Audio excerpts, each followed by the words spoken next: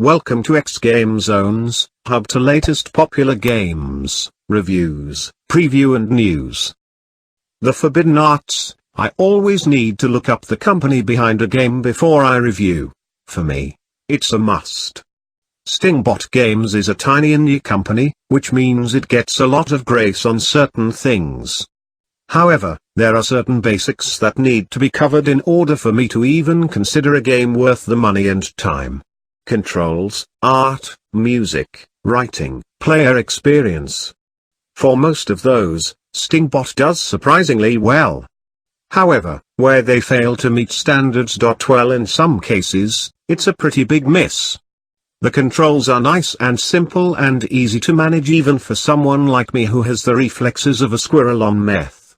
Seriously, do not let me play driving games, flying games or anything that depends on smooth reflexes. I will overcompensate, button mash and screw up, repeatedly.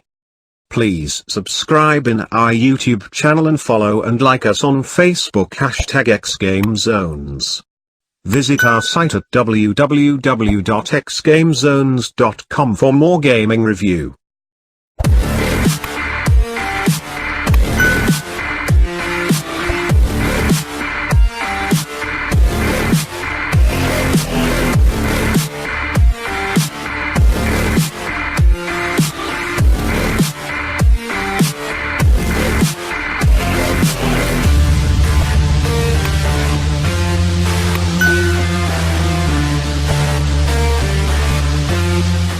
I will give them this: the voice acting is pretty good.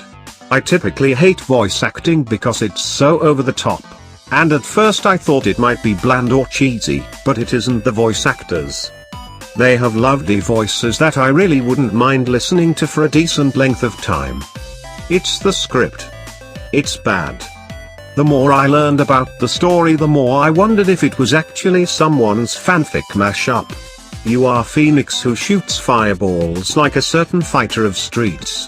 You are the chosen one who will learn forbidden magics which we're never told why they're forbidden, and apparently, a lot of people have used them, despite the fact they're forbidden.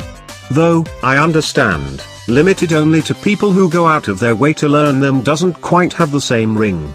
A short bit later you meet a Kodiak. No, that's not misspelled, the dark elf ranger who left his people, clan, to live alone. He likes the solitary life and is no sheep, direct quote.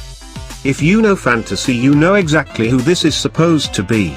If you've played any fantasy MMOs, you've seen his clone around under various misspelled versions. He's also got some mashup qualities with a certain blooming blonde elf of fantasy lore, also having the misfortune to having his name hijacked and misspelled on MMOs all over the world. Honestly, as a, primarily, side-scrolling platformer, it has more plot than it needs, and it's all bad. Stingbot would have been better off returning to just rescue the princess. Though if they really want to do mashups, maybe they could rescue the magic princess who yearns for her dead boyfriend of whom you're a clone. To cap it all off, this is done to the tune of acoustic guitar, which is nice and all, and great for the one brief open world map, which is really tiny, but not so much for combat. It's good music, certainly no harm to my ears, but in a side-scrolling platformer game, let's just say the conflict in the genre of music versus the genre of play is somewhat jarring. I suppose some people might enjoy the change. Or maybe it's another love letter to the mashup? At least the scenery is beautiful. They have a great artist. No, it isn't Final Fantasy level, but it's pretty and well shaded with a bright colorful palette that keeps your attention but doesn't try to boil your retinas.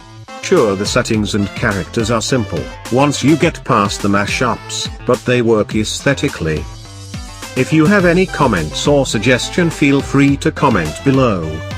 Thank you for watching. Please subscribe in our YouTube channel and follow and like us on Facebook #xgamezones. For more gaming review, visit our site at www.xgamezones.com. Don't forget to click the notification bell.